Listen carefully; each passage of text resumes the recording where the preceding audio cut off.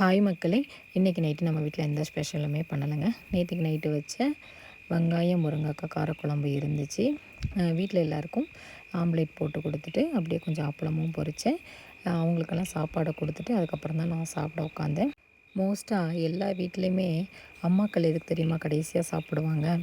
In case சில சமயம் சாப்பாடு பத்தாமல் போகும், இல்லைன்னா சாப்பாடு மீதி வரும்.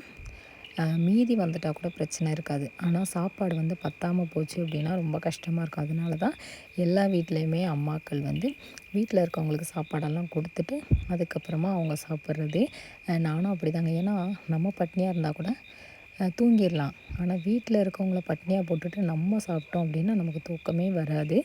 அப்படியே சாப்பிட்டு முடிச்சுட்டு பாத்திரத்தெல்லாம் விளக்கிட்டு எல்லா வேலையும் பார்த்து வச்சுட்டு தூங்கலாம் அப்படின்னு சொல்லிட்டு வேலை எல்லாமே பார்க்க ஆரம்பிச்சிட்டேங்க. மோஸ்ட்டாக நைட்டு எல்லா வேலையும் பார்த்து வச்சுட்டு தூங்கிடுவேன். சில சமயம் கொஞ்சம் அசதியாக இருந்துச்சு அப்படின்னா காலையில் பார்த்துக்கலாம் அப்படின்னு சொல்லிட்டு படுத்துருவேன்.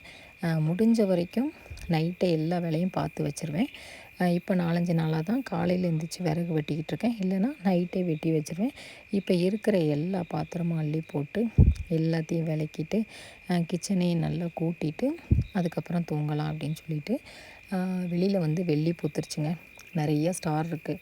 நான் வாய்ஸ் கொடுக்குறதுக்காக வெளியில் வந்தேன். வானம் வந்து வானத்தில் ஏகப்பட்ட நட்சத்திரங்கள் இருக்குது. ஸோ காலையில் மழை வராது அப்படின்னு தான் நான் நினைக்கிறேன். கிளைமேட் நல்லாயிருக்கும் அப்படின்னு நினைக்கிறேன். நம்ம அடுப்புக்கிட்ட வந்து இன்னும் ஒரு 2 நாளைக்குள்ளே எப்படியாவது பெயிண்ட் அடிக்கணுங்க. விறகும் கொஞ்சம் கொஞ்சமாக தீர ஆரம்பிச்சிருச்சு. கையோடு வெட்டிடலாம் அப்படின்னு சொல்லிட்டு விறகு வெட்டுறதை பற்றி நிறைய பேர் கமெண்ட் பண்ணுறீங்க. அக்கா நீங்கள் எப்படி இதை வந்து கற்றுக்கிட்டீங்க அப்படின்னு சொல்லிட்டு. இந்த விறகு வெட்டுறது, விறகு சுமக்கிறது இதெல்லாமே நான் இங்கே வந்து கற்றுக்கிட்டது தாங்க.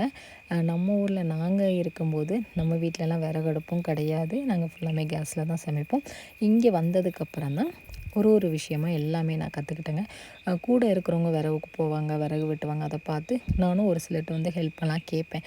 கேட்டு எனக்கே சில சமயம் சங்கடமாகி நம்மளே இந்த மாதிரி விஷயங்களெல்லாம் நம்மளே கற்றுக்கலாமே அப்படின்னு சொல்லிட்டு முடிஞ்ச வரைக்கும் என்னோடய வேலைகளை நானே செய்யணும்னு நினப்பேன். எனக்கு அதுதான் ரொம்பவும் பிடிக்குங்க.